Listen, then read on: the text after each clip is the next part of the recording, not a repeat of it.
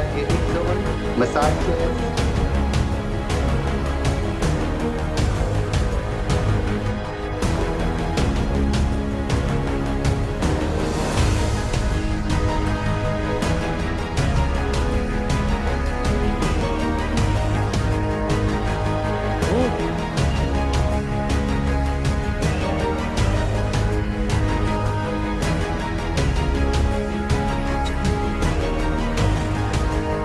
Three panel sessions on various topics.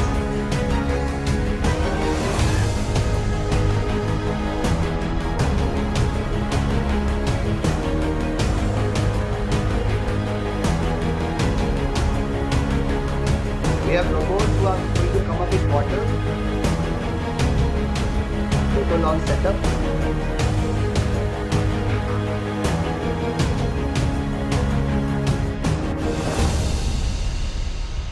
We have Hum Sufi night.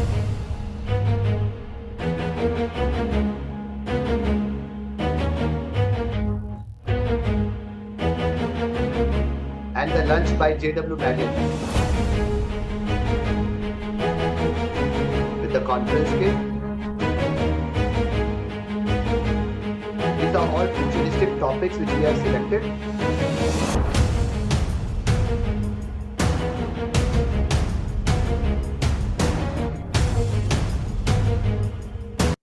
And I will quickly, just one more minute, I'll quickly share with you a few things which are very, very important to just feel how the thing is going to go. So this is the actual presentation given by the vendor. Just see the feel of the branding and the way we are planning this whole conference. This is going to be the gate with a very unique proposition. Those who have been to World Congress of Accountant, they have seen it will be a smooth transition process of QR code wherein you just have a click and the lanyard will get printed right on top. These are all the branding area. This is the area where we are going to call all the prominent guests to have small interviews, photo studios, selfies, gaming, kit. And this is the view we are trying to talk. So if you see how a person is entering, they're getting an orange carpet with all the blue carpets right over there with 2 LEDs and all the engagements right over here. As I said, the food is done by JW Marriott. And this is a 80-feet stage which we are showing over here. This is a 80-feet stage conference area. And this is the top view wherein you enter, you come over here and you get into this entire stadium. And you have breakaway options. So the whole idea is how we can make this large, and this is only and only possible if you start sharing this, start registering for this event, because it is not about there's so many big organization and company who are coming forward to support us. We are only charging 2,200 per delegate, but the cost per delegate to all professionals, not just chartered accountants, it has also been opened for students. So if you want to sponsor your student, the cost is only 1,000 rupees per student without kit. But for all the delegate, it is 2,200 rupees today. And if you are doing a bulk booking of 10, it is 1,800 rupees per delegate. And if you are doing it for 5, it is 2,000 rupees per delegate. And the benefit of the tangible benefit is approximately 7,000 rupees per delegate. It is all because of the support of all our sponsors. We are going to make this possible. And the hoardings are coming across the Calcutta by tomorrow. There are more than 20 locations we are putting up this event. We want you not just to promote this to your CF fraternity, but to cross lawyers, company secretaries, cost accountants, and to all the stakeholders, industrialists, business people, so that they can see that the Chartered Accountant Institute can organize a program of this nature. As I say at the end, this program is the largest program ever happened in the history of EIRC, and we all are going to witness that. And it is only possible with the support of each one of you present over here. Thank you so much for giving me a patient hearing. I look forward for all of you to join this event. This link is given in the this with all the details. And I would request once again all of you to please register for this event. Thank you. Thank you, Sanjeev sir, for your wonderful presentation. And we are really looking forward to this event. I am also making an appeal on behalf of AIRC and the study circle of ACA that all the participants should register for this and be a part and witness to this great event that is going to come up. Thank you so much. And also, I would like to add that this one mobile app has also been launched of this conference. So you can go to the Play Store and iOS and download the mobile apps also. So thank you so much. And with this, I now hand it over to our moderator for the day, Priyanshi, to please take it forward. Thank you, Bhaiya. With the power pack day one of the certificate course on GST litigation series, we now move on to day two, where we have an insightful presentation focusing on the topic department audit, inquiries, and summons. It is my pleasure to introduce our next speaker, CA Advocate Abhay Desai, a highly respected name in the field of GST litigation. Sir has a meritorious academic background, including All India ranks in CA examinations. He got into practice right after qualifying with Yagnesh Desai and Company as a partner. He founded the law firm Desai Legal in April 2022. He regularly appears before the Honorable High Courts, tribunals, as well as quasi judicial authorities. He specializes in the field of taxation and renders advisory as well as litigation services up to the Honorable Supreme Court to several business entities across India. He is also an expert in handling complex issues in indirect taxation. He has authored several books. His book on the Sabka Vishwas Dispute Resolution Scheme 2019 has been published by the prestigious Chamber of Tax Consultants, Mumbai. He is also one of the contributors to the ICAI's publication on GST annual returns and audits. A co-opted member of the Indirect Tax Committee of ICAI for FY 2018-19 and FY 21-22, he is also a member of the Indirect Tax Committee of the Chamber of Tax Consultants, Mumbai. Having addressed more than 500 seminars on indirect taxation to date, he has presented papers at the prestigious RRCs organized by the Bombay Chartered Accountant Society as well as the Chamber of Tax Consultants. He has also published more than 500 articles in leading journals on taxation. His treatise on recovery and attachment proceedings under GVAT law has been published in the International Research Journal of Management and Commerce, published by the Associated Asia Research Foundation. He has also been awarded as the best paper writer by the Gujarat Sales Tax Bar Association as well as the Goods and Service Tax Practitioners Association of Maharashtra. In recognition of your contribution, sir, we would like to present you with the e-memento as a token of our gratitude.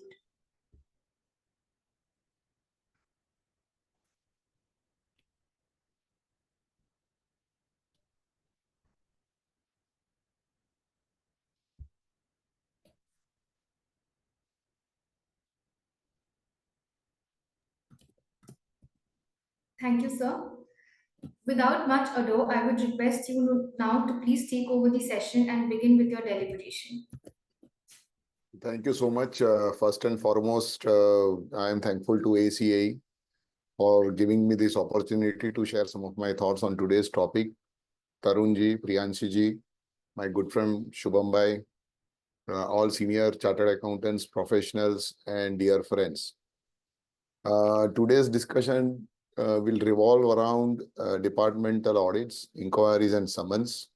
Before I start the presentation, I just wanted to give a background as to how we are going to look at this topic. So basically, as all of you would be aware, that in litigation, essentially what we are going to claim is our legal rights which are available in law. So the statute law, on one hand, that is the CGST Act, the SGST Act, the IGST Act, gives certain rights to the taxpayer. And there is a common law which also gives certain rights to the taxpayers, which has evolved over time by judiciary. So both these sources of law, the statute law and the common law, are giving certain rights to the taxpayer. Now, when those rights are given to the taxpayer, and if those rights are vitiated by the revenue, then the taxpayer has a remedy available in law. So basically, the remedy would be in terms of the normal remedy, what we say when you participate in an adjudicatory proceedings or you participate in the audit proceedings or summon, or there is an extraordinary remedy which is available under Article 226 of the Constitution, where you can approach High Court in certain situations, where High Courts can entertain the petitions and perhaps grant certain remedies which are otherwise not available under the normal provisions. Then we also have a larger remedy in terms of Article 32 before the Honorable Supreme Court, which also can be exercised at times in certain specific situations. We are going to deal with those aspects also as we go ahead in the presentation.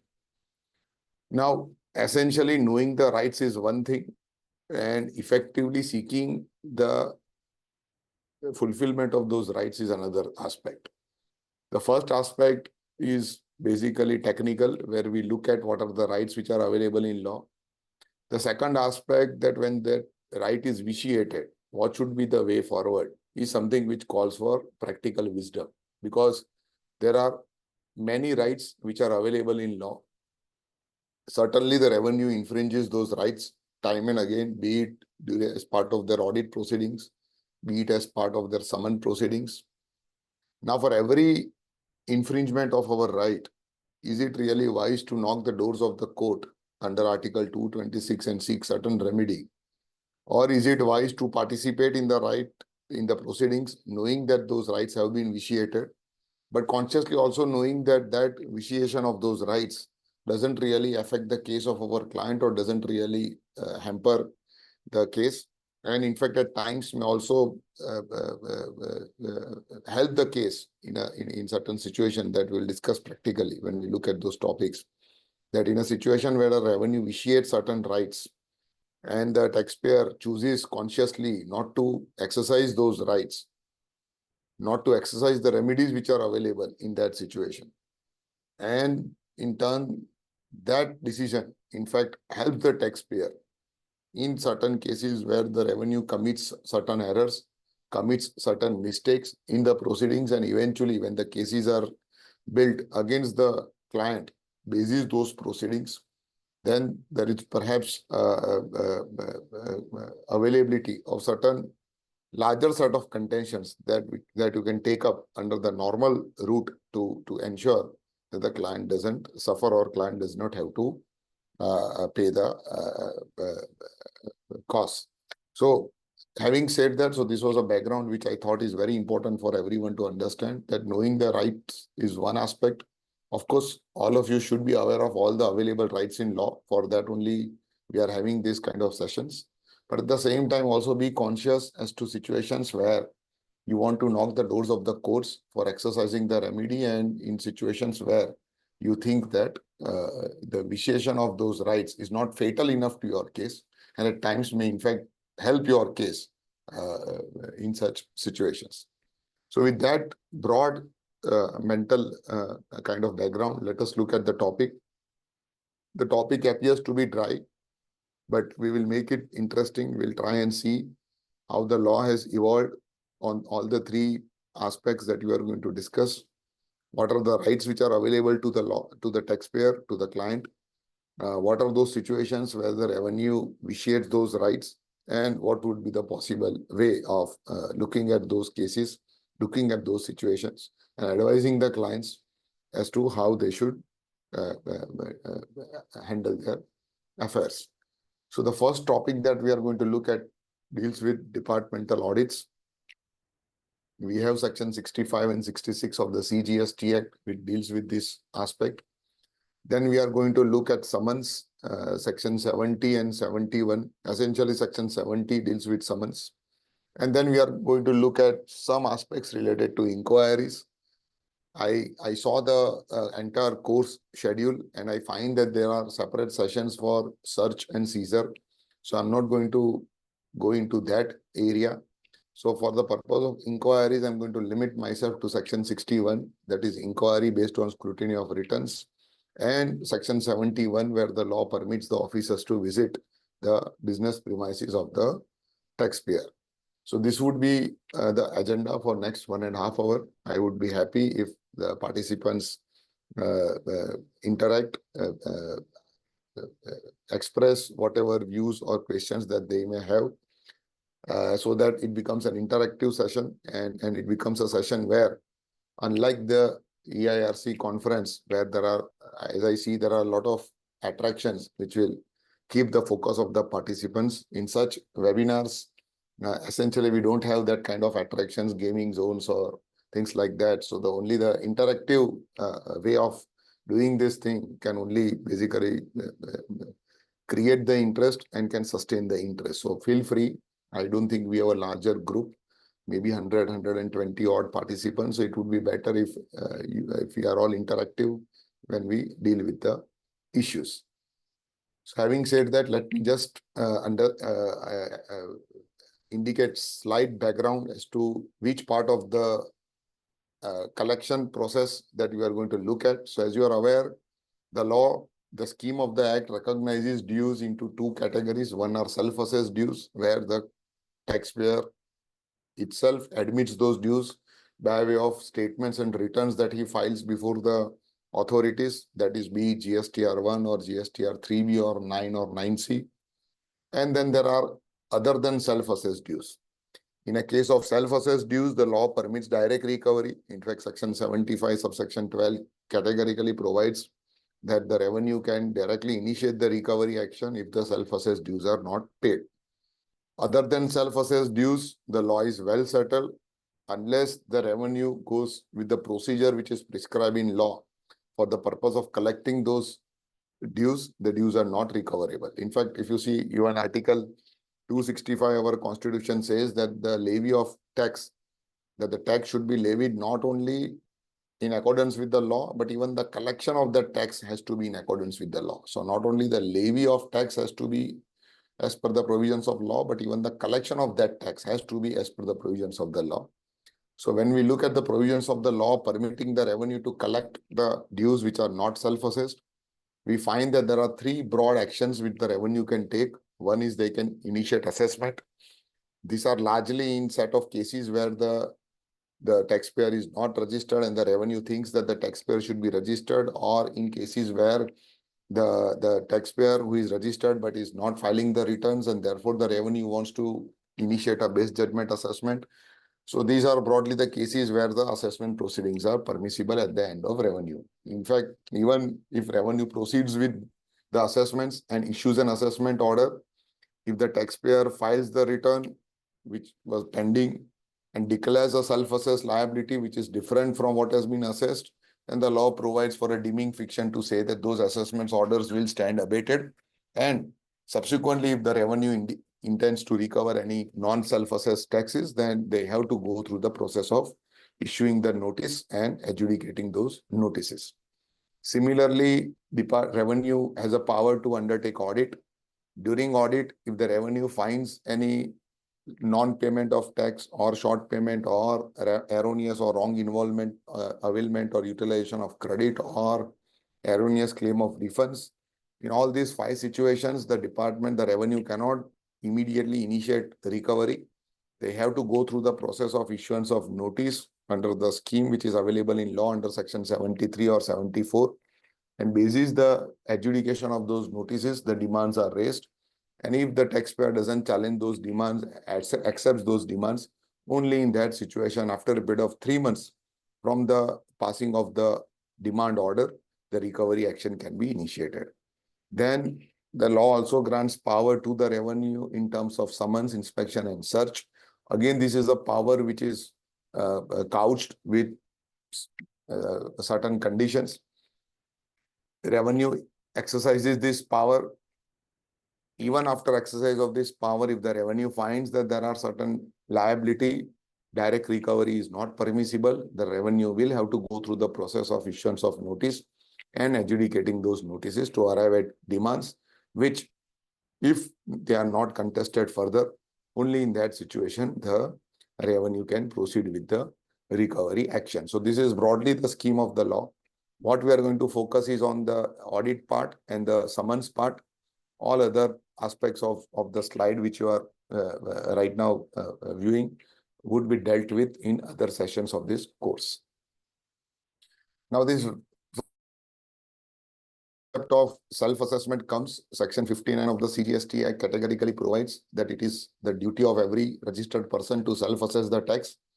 Even Supreme Court in the case of Bharti Airtel recognized this scheme and said that first, the onus is on the taxpayer to make an assessment, declare the liability, and then the burden shifts on the revenue to eventually come out with evidence to say that there has been a short payment of tax, non-payment of tax, And only in those situations, the revenue can proceed with the issuance of notice and adjudication of those notices. So this is generally what we already discussed. Only self-assessed dues can be recovered in exercise of powers available under Section 75, subsection 12. In all other cases, no direct recovery is permissible. I think all are more or less aware about this scheme of the Act. So let us go to the next aspect. So these are the basically decisions where the courts are saying that even if in a situation where, let us say that or during audit admits the liability, accepts the liability, even in that situation, it does not give the power to the revenue to make direct recovery. The revenue will have to still issue the show cause notice, adjudicate those notice, and only in that situation the recovery is permissible. Unless and until the taxpayer has admitted the liability in the returns that he has filed, only in that situation direct recovery is permissible. Any liability not indicated in the returns which have been filed by the taxpayer cannot be recovered directly by the revenue, even if the taxpayer admits those liability by way of some letter or during audit or during summons. Whatever may be the case, unless the revenue issues a show cause notice and adjudicates those demands, whatever payment that the taxpayer has made would be a payment in the nature of a deposit, would not be in the nature of tax, and therefore the taxpayer has a right to claim those amount back from the revenue. This is essentially relying on Article 265, what we discussed, that the Constitution clearly mandates that the collection of tax has to be in accordance with the law, and therefore any collection of tax, even if it is an admitted tax, contrary to the provisions of the law, would not sustain in the eyes of Article 265, and therefore we have settled law right from Afatlal's case saying that in that situation the taxpayer has a right to claim the refund of whatever amount that he had paid under some erroneous belief or under some erroneous impression of the law. So with that, let us go to today's topic. We are going to discuss these 4 sections of the CGST Act in detail and the issues which are going to come out of this set of provisions. First, we are going to look at Section 65, that is audit by tax authorities. We are also going to look at Section 66. It is essentially not audit by tax authorities, but audit at the directions of the tax authorities by the special auditors who can be a chartered accountant. So that also we will discuss briefly. Then we look at Section 70, the summons. Recently, there has been an amendment proposed in Section 70 where other than the taxpayer, even the professionals or the consultants will be permitted to participate in the proceedings under Section 70, subject to the discretion of the officer who is summoning the taxpayer. So we'll look at those aspects and how the consultant essentially, the chartered accountant, can protect himself or herself when he or she appears under an authorization from the client once these amendments are brought into effect. Then we look at Section 71, the power which is available to undertake inquiry by virtue of accessing the place of business of the taxpayer. And then when we look at inquiries which may be initiated under Section 61, basis the scrutiny of the returns which have been filed by the taxpayer. Now, when we look at audit, first we need to understand how the expression has been defined. If you see clause 13 of Section 2, it defines the expression audit very broadly. So in a sense, it gives very broad powers to the revenue to undertake this exercise of carrying out the departmental audit.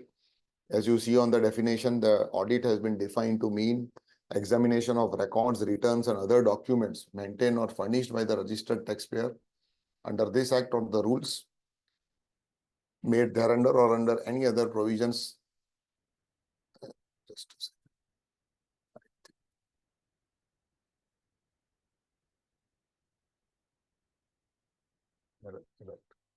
Sorry, there was some problem with the display. I think hopefully now the display should be visible. So the expression audit has been defined to mean examination of records, returns, and other documents maintained or furnished by the registered person under the provisions of the act or the rules or under any other law to verify the correctness of turnover declared taxes paid, refund claimed, and input tax credit availed, and to assess its compliance with the provisions of this act or the rules made thereunder. So essentially, as you can see, audit is an exercise which is required to be done based on documents. The law does not permit the authorities to go beyond the documents when they exercise the powers available under Section 65 for the purpose of carrying out the departmental audit. So essentially, from this definition, one thing becomes very clear, that while exercising the power of audit, certainly the officers cannot get into examination of things, cannot get into examination of physical place of business, for so to say, in a sense, to create or unearth issues basis those examination of those things or those places. For that, there is a separate power available under the law. So if they want to examine goods as to whether the taxpayer has made proper classification of the goods, in that situation, they will have to exercise the power of seizure. For exercising that power, they will have to essentially carry out search.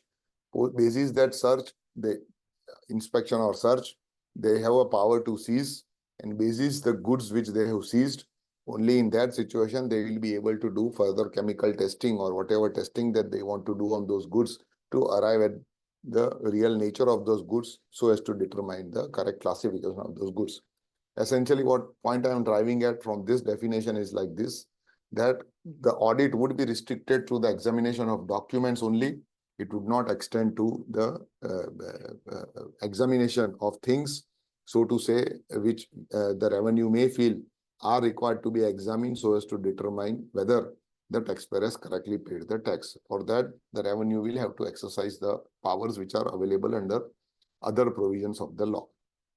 So audit will essentially be an exercise of verification of records and nothing beyond the verification of the records and documents which are maintained or which are furnished by the taxpayer. As you can see from this definition also, the audit is essentially not a invasive power. It is basically an examination of records which are maintained or furnished. So essentially, this does not give the power to the revenue to search for any documents which might have been secreted by the taxpayer. So that power is again separately available in law. So unless the revenue exercises that power to unearth or to call for certain secreted documents which they feel the taxpayer is not divulging, in that situation, the revenue will have to exercise the power of search. Revenue cannot exercise or seek or undertake examination of the place of business of the taxpayer with a view to unearth documents which the revenue feels have been secreted or kept secret by the taxpayer. So essentially, as you can see, the audit is a non-invasive sort of power which is available in law. So this has to be remembered and understood. And if you feel that the revenue in the guise of audit is exercising the power of search, is trying to examine goods, the veracity of the goods, trying to test the goods, and basis those reports wants to come out with findings against the taxpayer, or tries or intends to secrete or search for documents which the revenue feels have been secreted by the taxpayer, then under the guise of audit that cannot be done. And if this is the case, then certainly the taxpayer's right can be said to have been breached, and there will be a remedy available to the taxpayer to stop the revenue from illegally crossing their limits while exercising their powers of audit under Section 65. As far as procedures are concerned, so Rule 101 deals with the procedural aspects related to audit. Essentially, the notice for audit will be issued in ADT 01, and the final audit findings would be issued in Form ADT 02. So let us look at some micro aspects of this law. Now, before we go into that, there was essentially an issue in the pre-GST era in the context of service tax law, wherein we had the issue as regards whether the revenue has a power to carry out the audit. Now, a little bit of background will help you understand. I'm not going to deal with this issue at length because now in GST that is not relevant. But in the pre-GST era, this was relevant because the power to undertake the examination of records was available by way of service tax rules. Rule 5A essentially permitted the revenue to carry out the examination of the records. Now, Delhi High Court, in the case of Mega Cab, took a view that the power to examine the records by way of an audit has to be sanctioned by the Parliament. So it has to form the part of Finance Act 94, since it was not a part of Finance Act 94. And this act never delegated the power to the executive to frame the rules for the purpose of carrying out the audit. The rule which has been framed in terms of Rule 5A to permit the authorities to carry out the audit under the service tax law was held to be invalid in excess of jurisdiction, which is otherwise permissible under the Finance Act. Now that issue is right now pending before the Supreme Court. But as far as GST is concerned, the Parliament has been conscious enough of this dispute.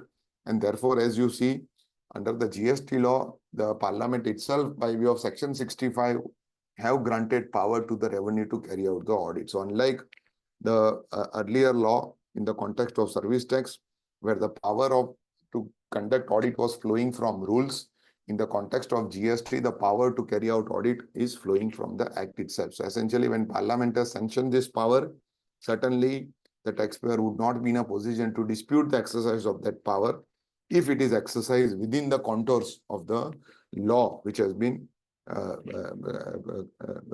framed by the Parliament by virtue of Section 65. So now let us look at Section 65. What does it permit? And to whom does it permit? And how the audit is to be conducted? And what are the timelines within which the audit is to be completed? And then when we look at certain additional sources of material in terms of certain CBIC guidelines and circulars, wherein they have also indicated through their internal documents as to how their officers should conduct the audits.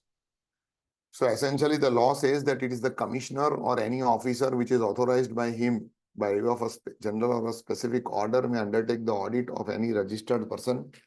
So essentially, the authorization has to flow from commissioner. The authorization could be of a general nature or a specific nature.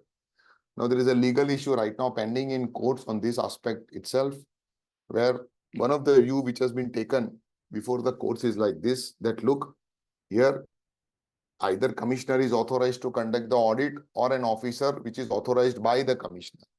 Now, the expression commissioner has been defined in the law. Clause 24 of Section 2 defines the expression commissioner.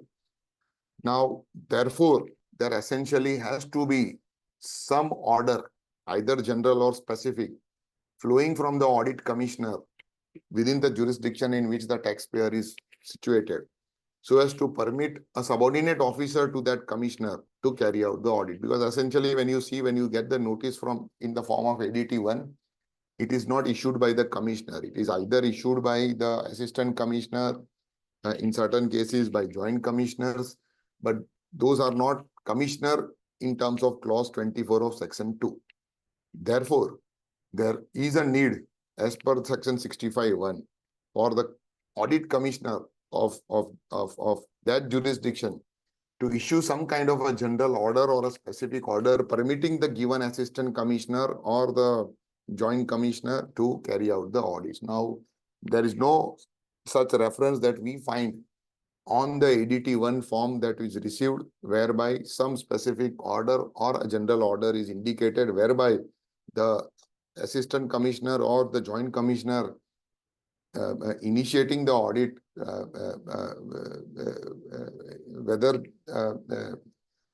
he or she is empowered, is not indicated. So therefore, the matter is before the courts, where the contention taken is that in absence of such empowerment, the initiation of audit would be without jurisdiction, it would be bad in law, and therefore the exercise would be a nugatory exercise. Long back, the Supreme Court in the case of Syed Ali has settled this issue on jurisdiction by indicating that if the exercise of the power is without jurisdiction, then that is bad in law from root, and therefore any proceedings flowing out of that exercise of that power would be bad in law. Basically, they follow the doctrine of the fruits of a poisonous tree, where the doctrine indicates that if the roots of the tree is poisonous, then any fruit which is borne by that tree would be also poisonous, and therefore on that basis, any action taken by the revenue basis the proceedings which are from root beyond jurisdiction would not survive. So on that basis, the Supreme Court says that in such situation, the entire proceedings would stand vitiated. Supreme Court has also recognized in large number of cases, right from Whirlpool to commercial steel. We have also now recent decision in the case of Godrej, where the Supreme Court says that in a situation where there is there is lack of jurisdiction. In that situation, the taxpayer has a right to straight away move the petition under Article 226 before the High Court to question the lack of jurisdiction. And if the High Court finds that essentially there was a lack of jurisdiction, then the High Court can strike down that action of the revenue. So essentially, why the Supreme Court permits the taxpayers to exercise the writ remedy immediately is for the reason that we already discussed, that if ultimately courts are with the petitioner to say that the exercise was beyond jurisdiction, then there is no need for the petitioner to really participate in those proceedings, be it audit or be it any other proceedings which are in law. So it is for that reason that it is important that how in future this authorization part would be interpreted by the courts. We are already seeing conflicting decisions when it comes to conflict between state and center, where if the assessee is assigned to state and if the center initiates action in terms of issuing notice under section 73 or 74, whether that action is permissible, we already are seeing decisions where Madras High Court takes a view that it is not permissible. Once an assessee is assigned with a certain authority, then unless there is an express notification, because section 6(2)(b) permits the other authority, that is the officer of the central government, to initiate action against the taxpayer, even if the taxpayer is with the state, unless the state has assumed jurisdiction of a particular subject matter. Even in despite that law, the Madras High Court takes a view that that cross empowerment under section 6(1) is permissible only if there is a notification which is issued by the central authority in our example, so as to permit them to exercise jurisdiction over a taxpayer who has been assigned with the state. Madras High Court reasons that, look, in the case of refunds, specific notifications have been issued for cross empowerment, and therefore it implies that in cases other than refunds, unless the notification is issued, the cross empowerment would be bad in law. So similarly, we will have a kind of similar issue here, that even if someone is assigned with the state or with the center, and the audit commissionerate of center wants to initiate the audit, but unless the commissioner of that audit commissionerate doesn't really empower the subordinate officer to undertake the audit, in absence of that general or specific order, the action of the subordinate officer initiating the audit, whether that action is valid in law, is something which will be ultimately decided by the courts in times to come. So this aspect may be kept in mind while entertaining the notices which are issued by the authorities subjecting the taxpayer to audits. So this is one aspect. These are the notifications of central GST, which are also important, because even if, let us say, you are with the central jurisdiction, still one has to understand that the authority initiating the action under section 65 subsection 1 by way of audit, whether that authority has a territorial jurisdiction. One aspect we already saw about commissioner not issuing a specific or a general order and a subordinate initiating the audit. Apart from that aspect, these three other aspects are also very important. Territorial jurisdiction, notification 2/17 defines that which authority has a territorial jurisdiction over which taxpayer. So let us say your principal place of business is in territory A, and there is an audit commissionerate which has a territorial jurisdiction over that assessee having place of business in territory A. that taxpayer is also having an additional place of business in territory B, which is within the same state. Now, the territory B falls within some other audit commissionerate. Then the issue arises that whether the other audit commissionerate exercising jurisdiction over territory B, can that audit commissionerate initiate audit against the taxpayer? The answer would be clear no, because this notification assigns territorial jurisdiction basis the principal place of business. So since my principal place of business is with audit commissionerate A, it is only the audit commissionerate A which will have a jurisdiction to initiate audit under section 65 subsection 1. So if the other audit commissionerate, let us say audit commissionerate B, where my additional place of business falls, initiates an action under section 65(1), then that action would be bad in law in absence of territorial, in absence of the officer of audit commissionerate B having a territorial jurisdiction. Then we have functional jurisdiction. So we have circular 3/2017, which defines the authority and the functions which the authority can perform. So there you will have to check if, let us say, you receive a notice in ADT 1, and that notice is signed by, let us say, superintendent of the audit commissionerate, then whether that authority has been empowered under this circular to carry out the audit. If the answer is no, then there is certainly a lack of jurisdiction.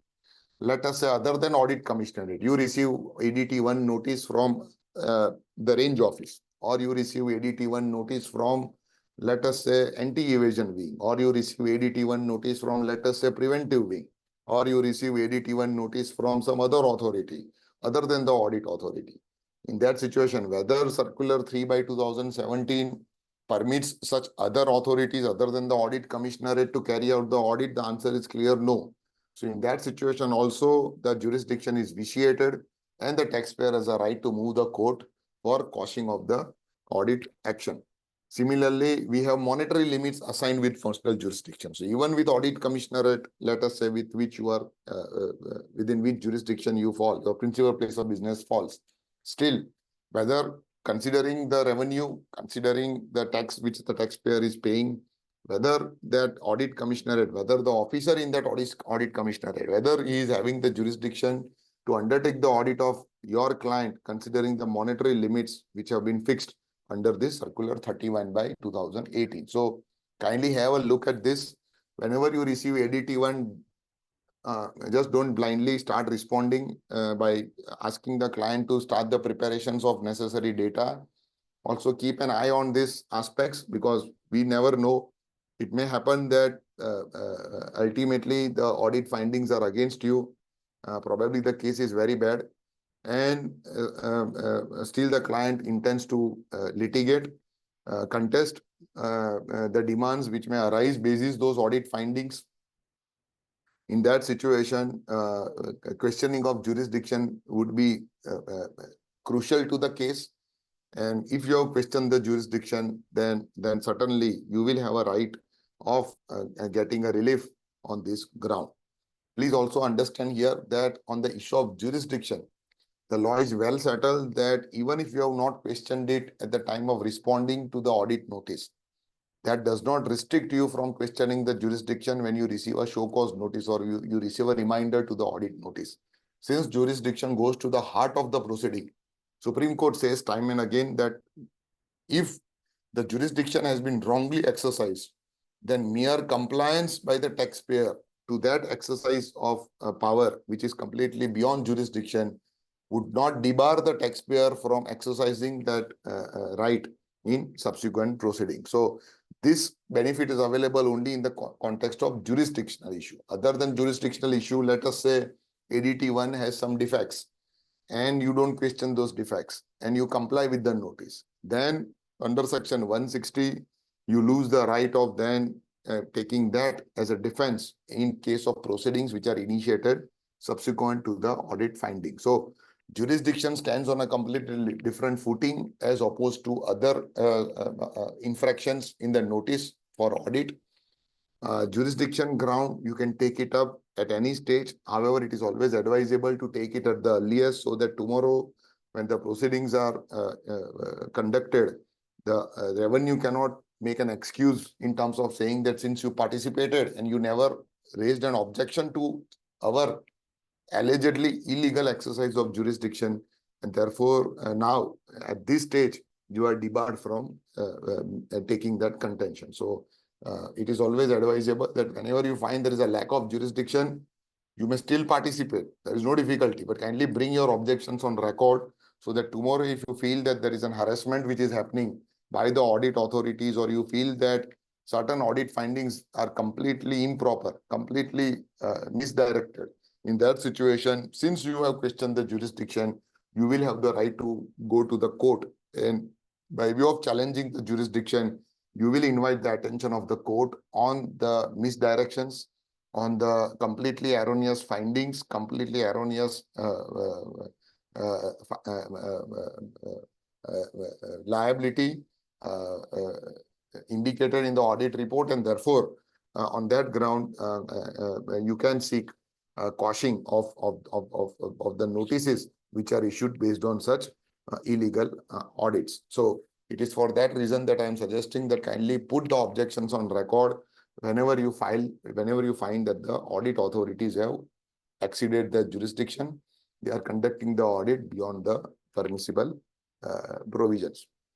Similar to center, we have state notifications also. West Bengal would have issued similar notifications empowering territorial jurisdiction, functional jurisdiction, monetary jurisdictions to the audit wing of the state GST.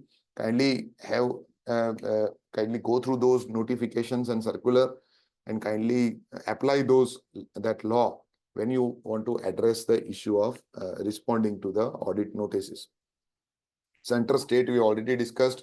As far as audit is concerned, I think it is very well settled that if you are with the state, only state can carry out the audit.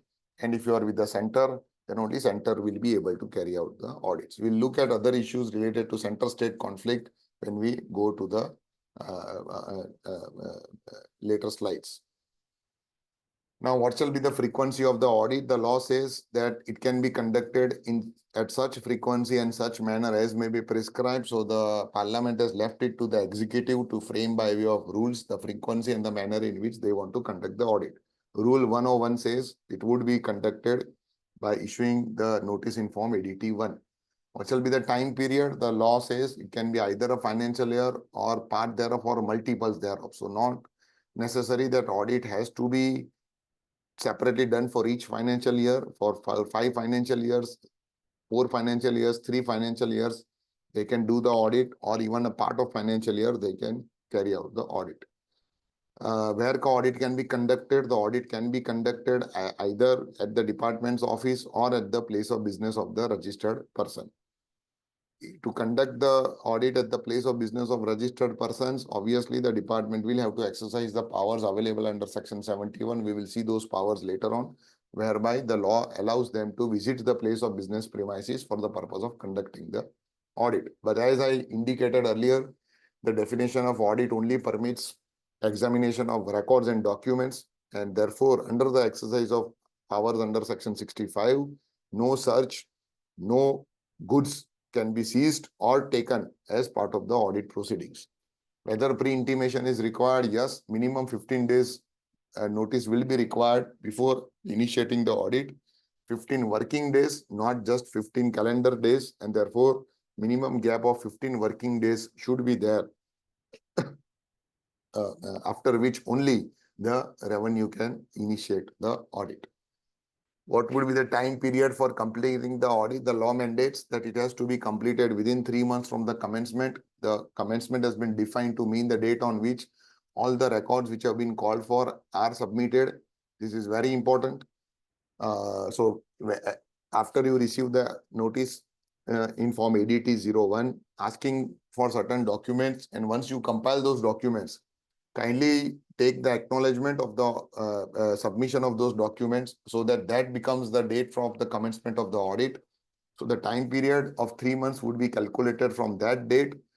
There is an extension permissible of 6 months, but that is only a commissioner has the power to extend it, and that also can happen only for reasons which the commissioner will have to record in the file as to for what reason the audit could not be completed within the normal period of 3 months. As you can see, beyond 6 months, no further extension is available.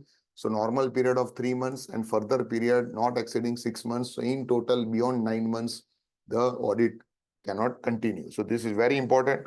So once you are able to demonstrate that the audit commenced on, let us say, today is 7th of August. So let us say once audit commences on 7th of August 2024, then in any case beyond 3 months, it cannot continue. Even if there is a permission from commissioner with reasons recorded, it cannot continue beyond 9 months. So if that period lapses, please write a letter to the audit party indicating that under the law, since the period is over, now no longer the proceedings can continue, and therefore those proceedings have to abate. And therefore, in that situation, no audit findings are required to be issued. The proceedings would abate. And in that situation, certainly, if the revenue wants to exercise their power to further call for documents, the only power available would then be under section 70 by way of summons, but that is a limited power. We will see that when we go to those slides.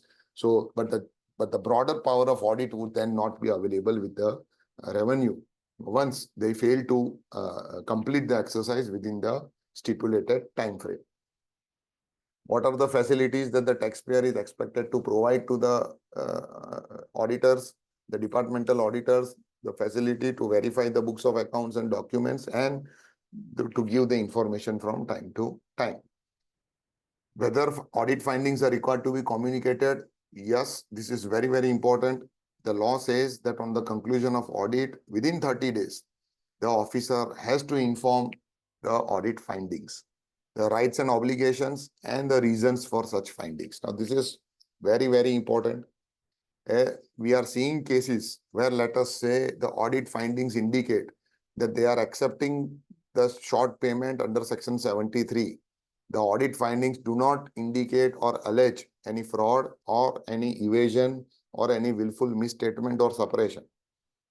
In that situation, if the taxpayer complies with those audit findings, pays up the tax, pays up interest under section 73, does not pay penalty. 1 year down the line, the range office issues a show cause notice under section 74 saying that in this situation, the penalty was not paid. Penalty is leviable because that short payment was on account of willful misstatement, and therefore now revenue wants to make a case of 74. Whether this case can sustain, my answer would be no, the case cannot sustain. It is for the reason that section 65 categorically says that the proper officer has to communicate the findings.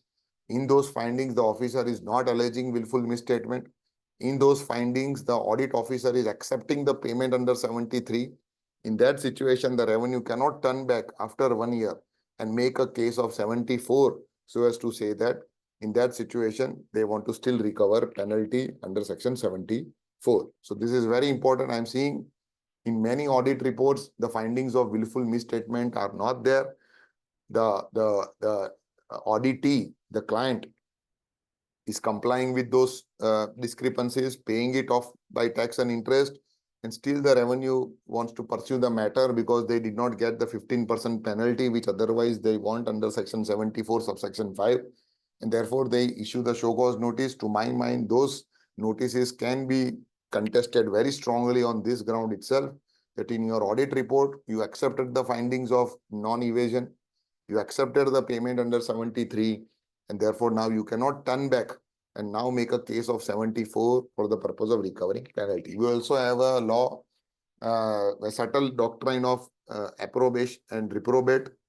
Essentially, the doctrine says that a revenue cannot approbate and reprobate. On one hand, in the audit findings, if the revenue approbate, that is accept the claim of the taxpayer, then they cannot turn back, reprobate, and issue the show cause notice by saying that no, while accepting the payment, we admitted it is a case of non-evasion. But now we are issuing the show cause notice by saying that it is a case of evasion. The divergent change of opinion is not permissible by the same revenue once they have accepted the payment which was made by the taxpayer. And therefore, high courts are saying, in fact, recently even Kerala High Court took a view that once the audit findings are communicated and if the taxpayer pays the tax along with interest, then the revenue cannot turn back and make a case of section 74 by indicating that they want to recover penalty which has not been paid by the taxpayer. So this is very, very important. Please understand because I see many cases where because of ignorance, the taxpayers are paying penalties of 15%, whereas the audit findings are completely silent on the allegation of suppression, willful suppression or misstatement. So please, this is very important. Please read the audit report thoroughly. And in absence of any findings of suppression, if the taxpayer chooses to make the payment under section 73(5) before the issuance of show cause notice, then the taxpayer is perfectly well within his rights to make that payment and seek the closure of the proceedings. Revenue after 6 months, 1 year cannot turn back and make a case of 74. So kindly keep this aspect in mind when you deal with audit findings. Now, the law says that if post-audit findings, if there is a non-payment, short payment, what can the revenue do? As you are all aware, revenue cannot initiate direct recovery action. The revenue will have to initiate action under 73 or 74 by issuing a show cause notice. Now, there are audit manuals which have been issued. Certain states have also issued certain manuals. They have issued certain circulars. These are basically guidelines for their own departmental purposes. So I'm not going to waste your precious time or by taking you through those guidelines, because largely they are their internal procedural aspects. But there are certain important rights which are flowing out from this guideline. So that is very important to understand and keep in mind. And therefore, if you find that those rights are getting vitiated, then you have a cause of action where you can raise your objection and try and address those abuses or those vitiation of those rights. So essentially, when we look at the CBIC manual, because central manual is largely a comprehensive manual, states have also come out with their own manuals. But since CBIC is a comprehensive manual, we are going to deal with that manual. So essentially, the manual deals with these 4 larger aspects. They deal with the formation of audit commissionerates, how their own internal cadre is restructured within the audit commissionerates. It deals with norms for selection of units, the taxpayers for audit. It deals with the audit process, and it deals with, it gives certain checklist as to what the audit team has to initially examine while conducting those audits. So essentially, their own manuals are saying that, look, audit is not an exercise which is basically to catch evader. It is an exercise which acts as a deterrent force to check any mistakes which are committed by the taxpayer. So it's a kind of a preventive check, not an invasive check. And therefore, you will find that, in fact, even in the pre-GST era, tribunals have been taking a view that if in audit findings, naturally mistakes would have happened by the taxpayer, and those mistakes would have been detected. Simply because in the audit findings certain mistakes have been detected doesn't give the right to the revenue to make a case of suppression or fraud. The authorities are saying that, look, you look at your own manual. Your own manual is saying that the purpose of audit is not to unearth fraud. The purpose of audit is really as a preventive exercise to check the compliances and to regularize the non-compliances. And therefore, the SISTATs, basis the department's own guidelines, have been taking a view that in such situation, the errors, mistakes noted by the revenue during audit cannot immediately mean that there is fraud or evasion, unless there is a positive act which is available with evidence with the revenue to indicate that the taxpayer purposefully chose to make that claim, knowing well that that claim is not sustainable in law, and trying to fabricate documents, hide certain facts. And in that situation, if those actions are available on record, and in those situations, if the recovery is proposed, only in that situation, the case of invocation of section 74 would happen. In all other cases, essentially, the recovery has to happen under section 73. We also earlier saw another facet of it where I indicated that under 73, if the audit findings are not alleging fraud, then the payment done by the taxpayer basis 73 subsection 5 is perfectly valid in law, and therefore the revenue cannot turn back and make a case of 74. So the same aspect is also coming out from their own manual. Then the manual deals with certain general guidelines. We may skip that. The manual deals with certain working days within which they are supposed to complete their work. essentially these are all their internal procedures. As a taxpayer, we may not have grievance with each of them if they are vitiated, but certainly if let us say this vitiation happens with a purpose of harassing the client, then certainly we should bring this aspect to the audit authorities by indicating that, look, you are vitiating your own guidelines, which have been laid down by the board. And therefore, in that situation, you can bring attention of the the audit authorities to these guidelines so that they follow that and doesn't really harass the taxpayer. It also deals with stage-wise action, how the audit is supposed to be undertaken. This is also very important. See, all the checklist or the reports which are required for audit are to be prepared by the officer who is going to conduct the audit. They cannot ask the taxpayer to complete those reports. Practically, I am seeing that the reports which they are supposed to compile from the data available in the GSTN and other sources are ultimately thrusted to the taxpayer, and that poor taxpayer is made to ultimately do all those clerical work and prepare all those reports, which essentially is the job of the audit authority. In fact, audit authority is paid for that. They are getting salary from the government for the purpose of doing their duty. And their manual also says that it is their duty to prepare all that background data for the purpose of initiating the audit. So at times, if you feel that they are giving too much work with the purpose of harassing the taxpayer, you should bring this aspect to their knowledge to say that your own manual says that this is not client's work, taxpayer's work, but this is the work of the audit officer. Then the manual also deals with the organizational structure, how at the board level the audit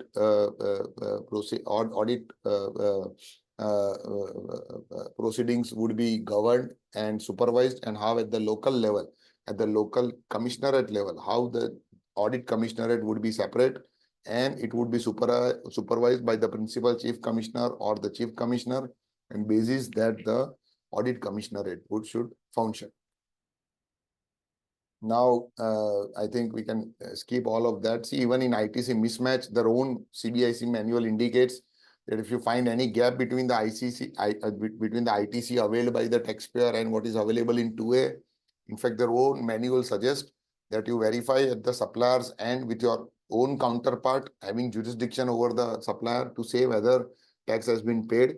You cannot directly go against the recipient by way of demanding the ITC. So anyway, this issue already we are seeing a lot of judgments from a lot of high courts saying that straight action cannot be taken against the recipient merely on the ground that the ITC is not visible online in form GSTR 2A. These are the annexures which are indicated in the manual, where these are the annexures what I indicated, what is to be done by the audit officer, basis which they are supposed to verify the records and come out with the discrepancies. Now let us look at issues. So first issue is, can a taxpayer choose to pay some amount under protest if taxpayer finds that there are certain audit findings against him? Answer is yes. Although their FAQ says there is no procedure for making payment under protest in law, and therefore their FAQ on Twitter in 2018 somewhere stated that in absence of any procedure to pay under protest under GST law, you cannot pay under protest, but that is not right. In fact, payment of protest is a right which is recognized by as a part of common law by the courts.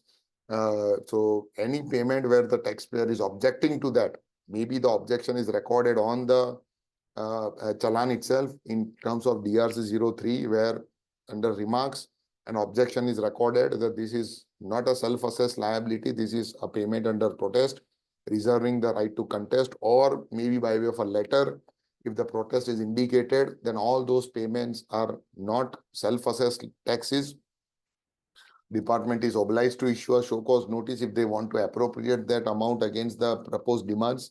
In the absence of that, the taxpayer will have a right to claim the refund. Also, the royal law is now well developed. As you can see, there are so many decisions consistently coming from tribunals in the context of pre-GST era, where again in excise law, We did not have a specific provision for payment under protest, and still the tribunals have been consistently holding a view that, look, whatever amount that has been paid, and if the taxpayer has indicated that it is under protest, then all those payments are in the nature of deposit. The revenue has to make a case of recovery, and basis the order passed by the revenue. If ultimately it turns out that the demands do not sustain, then the taxpayer is well within the right to claim the refund. The limitation for claiming the refund would start from the date of the order, whereby the demands are ultimately cost. So today, if let us say audit findings are given, you make a protest saying that you want to contest, you ask for notice under 73, and you make the payment under protest. Now tomorrow notice comes, order is against you, you go into appeal, and appeal ultimately decides in your favor. In that situation, the date of the appeal order would be the date from which the limitation of 2 years would start. And therefore, in that situation, if you make a claim of refund of the entire amount that you had paid under protest within that period of 2 years from the date of the appeal order, then under section 54, subsection 1, you are well within your rights to make that claim, and the revenue is expected to give the refunds. Audit findings we already discussed. There is a case from Gujarat High Court in the case of Joshi Printing, where this concept of approbate, reprobate has been applied in the context of service tax law. I already explained this concept earlier, where I said that in the audit findings, if there is no allegation of fraud, then the payment done by the taxpayer under section 73, subsection 5 is required to be accepted, and the proceedings are required to be closed. The revenue cannot reprobate at a later stage and issue a notice under section 74. Concurrent proceedings. Now let us say already audit has been initiated against a taxpayer for, let us say, financial year 1920, 2021, 22, 23. Now during the initiation of those proceedings, can the other arm of other department of the revenue, that is other than audit commissionerate, let us say the range office, or let us say preventive office, or anti-evasion office, can they take action against the taxpayer? In fact, Calcutta High Court, your jurisdictional High Court, says that that action cannot be taken. In fact, the range office or the preventive office, if they are having some information, basis that if they want to proceed against the taxpayer, then the Calcutta High Court says that they have to give the information to the audit party, and it is only the audit party who will have to take the case to its logical end, and therefore it is only the audit authority who will have to ultimately culminate their proceedings in terms of issuing the audit report, and basis that only the further proceedings under section 73 or 74 can be initiated. So therefore, concurrent proceedings, to my mind, cannot sustain in a situation where audit has already been initiated, and then the other department wants to initiate some action for the same financial year for which the audit is already open.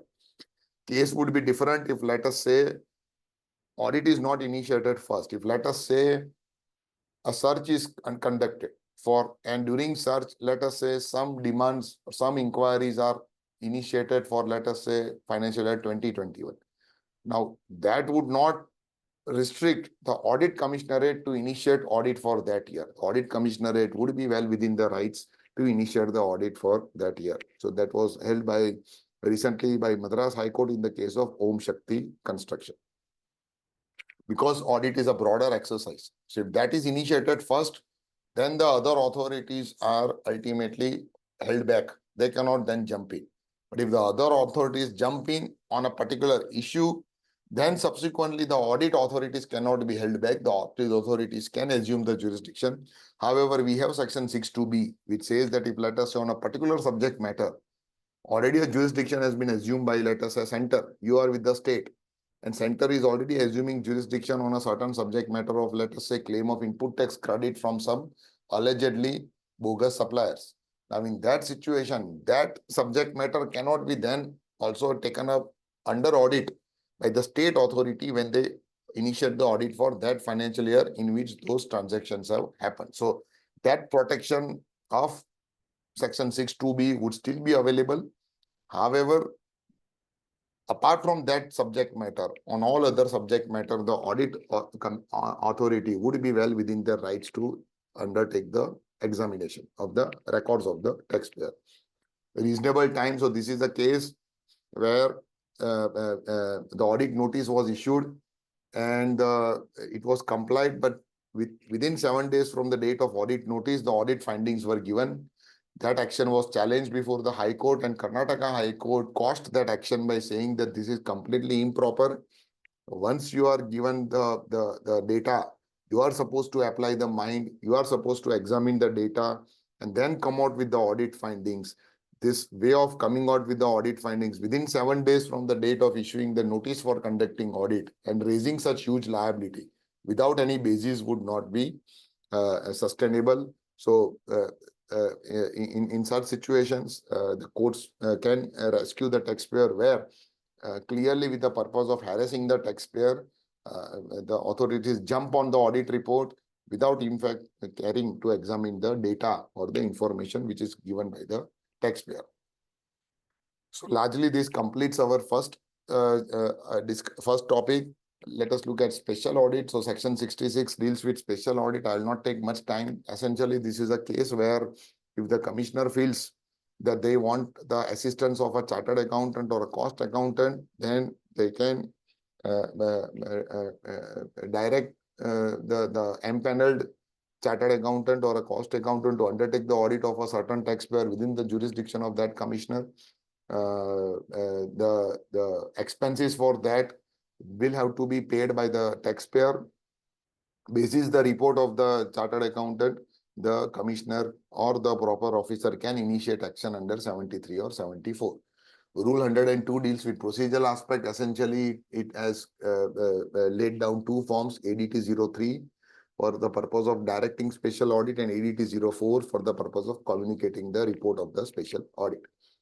Whether before giving a direction for special audit, whether the client has a right to be heard, the answer is yes. We have decision of Supreme Court in the case of Sahara India and Calcutta High Court in case of Berger Paints, where the courts are saying that since this is an exercise which will be prejudicial to the taxpayer, certainly a taxpayer deserves to be heard before the commissioner gives this direction.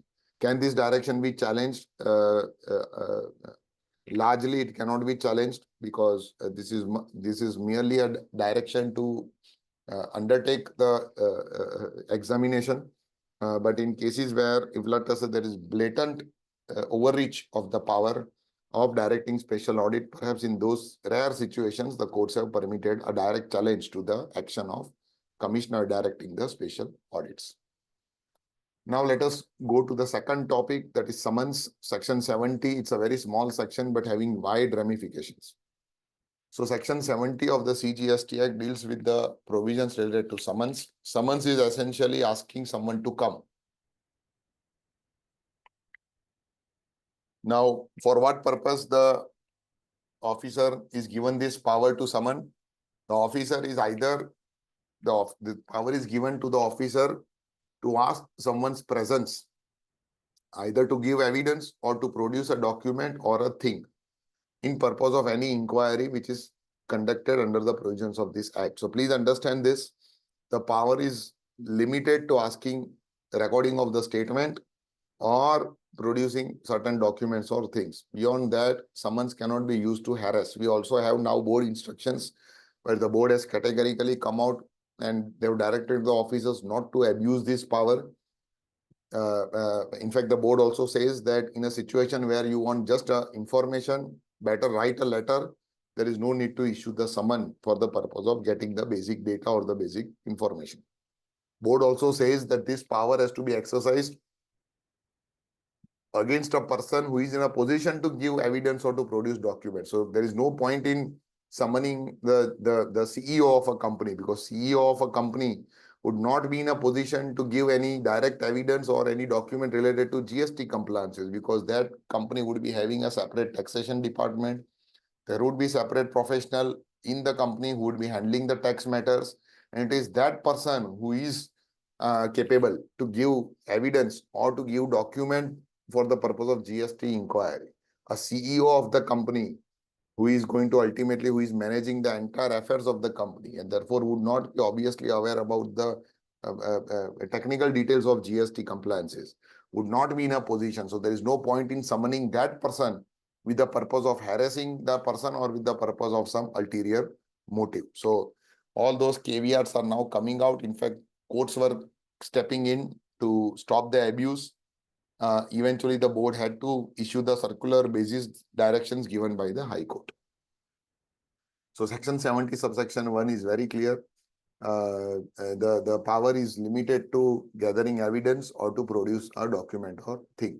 The power is akin to a power available to the civil court under the Code of Civil Procedure. Then subsection 2, I will come to 1A in a bit. Subsection 2 deals with situation where it says that the proceedings of summons would be equated to judicial proceedings under the Indian Penal Code, and therefore the non-attendance can have consequences of action under Indian Penal Code. Now, in fact, as you are aware, the Indian Penal Code has been replaced. We are yet to see an amendment in the GST law for the purpose of replacing the reference to the Code of Civil Procedure as well as IPC. So maybe in times to come, we will see those amendments.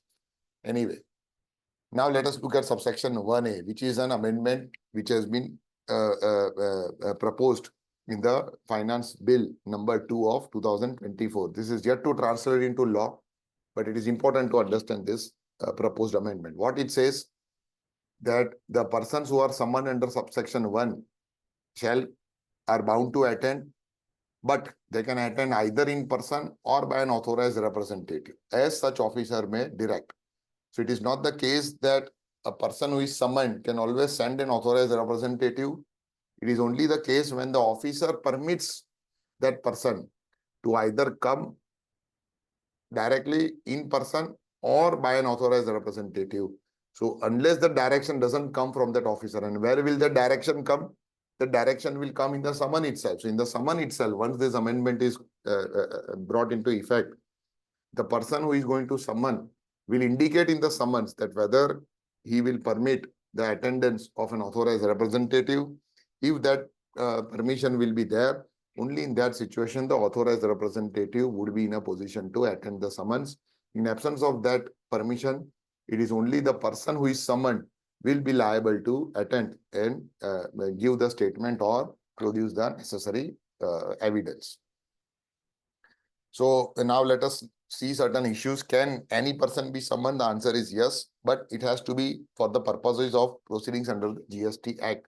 So in absence of any proceedings, let us say for 1718 now, if the officer wants to summon and ask the details, that cannot sustain because the limitation to issue show cause notice for 1718 is already over. So in that situation, in absence of any available proceedings for the purpose of initiating any action against the taxpayer, the exercise of power of summon under section 70 would be nullity, and therefore that exercise cannot sustain. But let us say for 1920, 2021, since the power is available to undertake proceedings against the taxpayer, if the officer is summoning the taxpayer or any of the employees of the taxpayer who are relevant for the purpose of inquiry, or a transporter, or maybe some third party who has a nexus with the transactions for which an inquiry is undertaken, to that extent, any person can be summoned, and in that context, the person who is summoned is required to attend the summons. Now, please understand, the courts have well settled that the purpose of summon is to just gather information, record statement. So an officer cannot physically abuse the person. If you find that during summon, if the officer is physically abusing the person, hitting the person, disrespecting the person, using foul language against the person, then that is all vitiation of the rights, abuse of the power available in law. And therefore, in that situation, the person will have a remedy available of exercising the writ jurisdiction by bringing this fact to the notice of the court.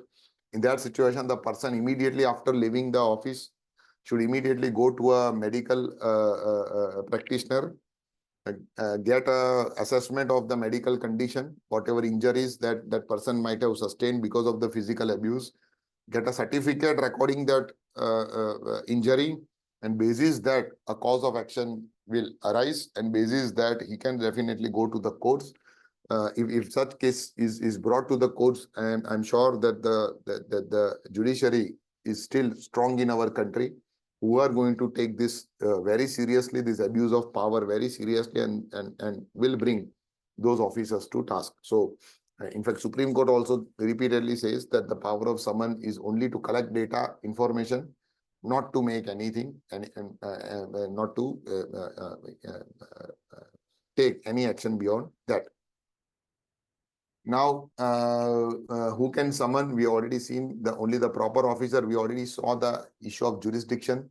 Only as far as summon is concerned, please understand that he can summon any person even beyond the jurisdiction, because the jurisdiction to audit is a limited exercise of examining the taxpayers, having a principal place of business within that jurisdiction. Since the summon is for the purpose of gathering evidence, the officer has a power to summon any person who may be even beyond the territorial jurisdiction of that authority. Dean is mandatory. Board circular is very clear on summons also. Without dean, if the summons are issued, then they are invalid in law. Proceedings or summons are deemed as judicial proceedings, so IPC law applies. In case of IPC law, there are punishment which have been notified. If, let us say, you give false evidence, then section 193 is triggered. And if you intentionally insult or interrupt the officer, then in that situation, the punishment under section 228 can be meted. Obviously, this cannot happen straight away. They will have to file a criminal complaint before the magistrate court, and basis that the proceedings would be initiated, trial would happen, and basis that the court will determine essentially whether these facts were in existence in terms of either giving of false evidence or intentionally insulting or interrupting the public servant, and only in those situations that the trial court can award punishment to the accused. So that will take you to the criminal law side of the jurisprudence when you want to understand this provision. But for the time being, for us, it is very essential to understand that this would not happen. Actually, it would be reverse, as we already discussed, that in fact there would be insult coming from that end at times, and therefore one has to be vigilant about the rights which are available in law. Now, if what happens if you don't adhere to summons, or if you do not appear, we already saw the actions which are permissible, which the officer can take. Under the GST law, the action that the officer can take would be the residual penalty of 25,000 that the officer can impose under section 122(3) subclause D. That is, of course, subject to the fact that they will issue a show cause notice under section 122 for the purpose of imposing such penalty. Now, when you record the statement during summons, because essentially, as far as giving evidence is concerned, it is fact-based. So whatever evidence you will have, you will produce. But recording of statement is very important. And what are the issues which may happen during the course of that recording? So one has to understand that during summon, essentially the burden of proof and the principles of criminal jurisprudence would be will have to be kept in mind. So they cannot take a confession from you. What is the purpose of section 70 subsection 1? What we saw earlier is to gather evidence. So as a part of recording the statement, it cannot be a straitjacket confession without any reference to any evidence. So if that is the case, if that is how the statement is recorded, then that statement would be nullity in the eyes of law. Let us say certain pieces of evidence are indicated, and basis that certain statements are taken. Maybe that pieces of evidence do not show the correct picture. It may be a part evidence. Maybe once, then let us say they say that your supplier has admitted that he has issued a fake invoice. Now, without examining the statement of the supplier, without examining the evidence which are available in the hand of taxpayer, mere evidence or an oral statement by the officer while recording the statement to say that your supplier has admitted that they have issued the fake invoice, and therefore making you involuntarily admit that your claim of credit is bad in law. Now, if those kind of statements are recorded, then those kind of statements are not legally admissible. But for that to happen, please understand that you will have to retract. So the taxpayer who is whose statement is forcibly recorded, and in that situation, he has to exercise the right of retraction. We have this judgment in the case of Vinod Solanki, Supreme Court judgment, where the court has said that if the retraction happens at the earliest available opportunity, then that retraction will have to be taken into account by the adjudicating authority for the purpose of deciding how much reliance he can place on that statement while determining the dues against the taxpayer. In fact, even if you see the evidence law, there also, even if you see the new evidence law, the Bharatiya Sakshi Abhiyan, there also the provision says that whatever statements are recorded, see, in the fiscal law, the statement which are recorded by the taxpayer are admissible evidence. Unlike the criminal law, where the statement recorded before the police officers are not admissible evidence. The reason is under Article 20, there is a protection which is available where one cannot self-incriminate. So that is why the courts are saying that if before the police officer, if you record the statement where once FIR has been registered and you are an accused, and if the accused makes a statement before the investigating authority, that is the police officer, then that is self-incrimination. And therefore, that is bad in law, and therefore those statements are not valid in law. Only statements recorded before a magistrate would be admissible in law. But when it comes to fiscal law, the things are different, because in the fiscal law, long back, Supreme Court took a view that in a fiscal law, when the statement is recorded, the taxpayer is not the accused. A taxpayer becomes an accused only when a show cause notice is issued. Prior to the show cause notice, the revenue is merely investigating the matter, and therefore during investigation, if they record any statement, then that is not from the accused, and therefore the protection of Article 20 would not be available, and therefore the Supreme Court says that those statements would be admissible evidence. However, one aspect of retraction we have already discussed, Vinod Solanki, KTMS Mohammed, these are the two cases which deals with the retraction aspect. Another aspect, very important, which the evidence law deals with, the latest evidence law which has now been brought into effect says that even where the statement is an admissible evidence, that statement would not be the conclusive evidence. So the law distinguishes between a evidence which is conclusive evidence and a evidence which is corroborative in nature. The law says that the statement can at best be a corroborative evidence, but not the conclusive evidence. So please understand, even if a statement is recorded and even if retraction is not filed, but you are having evidence which were in existence at the relevant time to indicate the true facts of the case, then adjudicating authority cannot turn a blind eye to those evidence and merely refer to your statement recorded under Section 70 to make a case against you by saying that that liability has been admitted and therefore you are supposed to pay the same. So please understand these aspects in mind. Retraction essentially to be done, and even if retraction is not done, essentially the facts are to be demonstrated to say that the statement was under coercion. During retraction, please understand that simple cyclostyle retraction will not help. If you want to retract, you will have to retract with evidence. So you will have to make a positive case. So let us say a taxpayer has admitted that yes, the credit which he has availed was not eligible in law.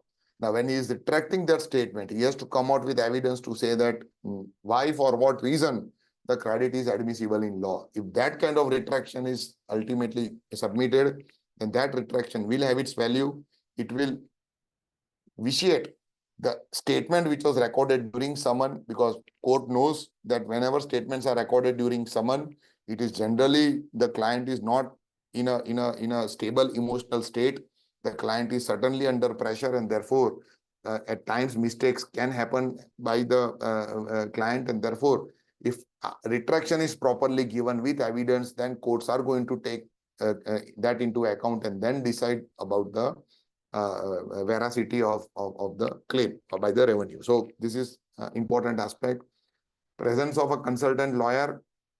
the courts are saying that the consultant cannot be within the hearing range, because essentially this is a part of investigation. So they want first-hand knowledge from the person who is summoned as to what he has to say on certain evidence which are put across to him. So therefore, a presence of a lawyer or a consultant would vitiate that action, that proceeding. Therefore, it is not allowed. But a lawyer consultant can be within the visible distance so as to ensure that no physical abuse happens, no threat is made against the taxpayer while recording the statement. Videography. Recently, Bombay High Court took a view where the petitioner had apprehension that during the summon he may be threatened, physically he may be abused. Therefore, he went to the court to say that I am willing to participate in the summon, but I want this to be videographed. And after the show cause notice is issued, the copy of that recording be given, so that if ultimately if any threat was used, he can bring that to the notice of the adjudicating authority. So Bombay High Court agreed with that plea and said that recording will happen. Recording will not be shared immediately because, as I indicated, it is an investigation stage. But once a show cause notice is issued, the recording would be made available to that petitioner, so that if a threat was there, he can indicate the threat and bring that out to the notice of the adjudicating authority, who will ultimately decide how far he can rely on such statements. DGGI officials, can they summon? Answer is yes. Unlike the customs law, where we have the Canon India judgment, where the matters are still pending in various high courts, under the GST law, the courts have held. Gujarat High Court in the case of Yasho Industries has taken a view that under Section 70, there is no embargo. Any proper officer can do. The definition of proper officer includes DGGI officer, and therefore the DGGI officers will have the power to issue the summon and record the statement. Please understand again importance of Section 136. 136 says that if a statement is recorded, but if that statement will be used for prosecution, then in that situation, there will be a right available to examine or cross-examine the witness. So in a situation where a summon is issued, a taxpayer admits certain facts, and ultimately that statement is used for a prosecution, then the taxpayer will have a right to rebut those facts by seeking a cross-examination of other witnesses, on the basis of which the taxpayer was made to admit certain facts, or he was made to accept certain liability. So Section 136 there has a play in a situation where the recorded statement are used against the taxpayer as part of prosecution under Section 132 of the CGST Act. Parallel proceedings, interesting judgments are coming on this aspect. In fact, Allahabad High Court in the case of GK Trading says it can happen. If, let us say, a state has initiated audit, the audit is going on, a center issues summon and wants certain details for the same year for which audit is ongoing, or maybe audit has concluded. Can it happen? The Allahabad High Court says it can happen. Protection of Section 6(2)(b) would be available only in a situation where the state has seized the subject matter. So let us say a state during the audit has already seized a certain subject matter of, let us say, a certain claim related to input tax credit. A show cause notice has been issued by the state on that subject matter. Only in that situation, the center cannot then assume jurisdiction and summon the person seeking details on that very same subject matter. But beyond that, center will have a jurisdiction to issue summons and initiate the inquiry. On different subject matter, essentially the protection of 6(2)(b) will not be available. So Madras High Court in 2021 took a view that even if you are subjected to some proceedings by, let us say, center, but state wants to summon you for some other subject matter for the same year, state would be well within the rights to issue the summon, and you will have to participate in the proceedings. Can direction be given to the customer or bank under Section 70 by GST authorities by saying that you don't pay to this taxpayer or you directly pay to us? The answer is clear, no. The summon is only for the purpose of gathering information. Summon is not for the purpose of recovery. For the purpose of recovery or provisional attachment, there are separate powers available in law. Section 79 is for recovery. Section 83 is for provisional attachment. So it is those powers which will have to be exercised. Under Section 70, recovery action or attachment or garnishing notices cannot be issued. Can writ be filed against summons? Very difficult. unless there is a gross abuse, because as I indicated, summons is essentially a stage of investigation. So in a situation where you find that there is a gross abuse of this power, only in that situation you can approach the court by to restrain the revenue from that gross abuse and try to lay down certain guidelines within which the investigation should further proceed. So in those situations, the courts do entertain, but largely on the basis that this inquiry is futile because there is no short payment or no erroneous wrong availment of ITC. On that ground, the courts would not generally entertain, because courts will say that, look, this is just an investigation stage. You make your case before the authorities, and if that case clearly, if you are able to demonstrate that there is no short payment, then it is for the authorities to decide. At this stage, in absence of any facts recorded anywhere in terms of any notice or order, the court would not like to entertain such petitions under Article 226 of Constitution. Now, these are the instructions which have been issued by the board. This is the latest instruction which came on 30th March 24. These are some aspects on summons. As you can see in the middle part of the screen, you will find that what they are saying, that for information which is already available in the portal, the department should not issue summons to seek information. You should not issue summons to seek information in formats which are to be actually filled up by the revenue. Prior approval should be taken before issuing summons of at least an officer, not below deputy commissioner or an assistant commissioner level. The approval should be reasoned approval. Then they are saying that whatever statement is recorded under summons, it should be uploaded in the e-office file within 4 working days. This is very important, friends, because many times we see that certain statements are recorded which do not suit the revenue, and they themselves then again call again, record some different statement and ignore the first statement. Now, that seeing those practices, the board has come out very strongly by saying that no, whatever statement is recorded within 4 days, those statements will have to be uploaded on their e-office file, so that those statements would become part of those proceedings. Any investigation which is initiated, it should be concluded within 1 year. More than 1 year should not be taken to conclude the investigation. So this is the guidelines which the board has issued recently. Specifically on summons, guidelines were issued way back in 2022 after certain decisions of the high courts, where they strongly came out on certain abuses which happened in exercise of this power. So here again, the exercise has been kind of capped, where approval of higher officers is required, reasons are required, something which can be easily obtained, summons should be avoided. Someone should be avoided to higher ranking officers of the client, of the companies. You should address summons to the person who can have the information for the purpose of your inquiry. Repeated summons for the purpose of harassing the taxpayer should be avoided. As far as possible, in the first summons itself, whatever is needed should be mentioned repeatedly in piecemeal basis. You cannot keep on sending summons to the taxpayers to keep on coming, visiting the department time and again for the purpose of giving the information. So all of that, now we have the board circulars available. So wherever you find that those are not adhered to, you can bring this to their attention. And if you find that they are still abusing the powers available in law, then as we discussed, the remedy is available by way of Article 226. Now, under Section 71, there is a provision permitting access to business premises. This was required because for the purpose of carrying audit, necessarily they should have the power to access the business premises. So it is in that line that this power is available. Please understand, this is not a power of search. So this is limited to access to business premises to inspect certain things. They cannot take certain things with them. Seizure cannot happen by exercise of this power under Section 71. Now we go to the last aspect, scrutiny of returns. This is part of inquiry, one of the topic which was given to me.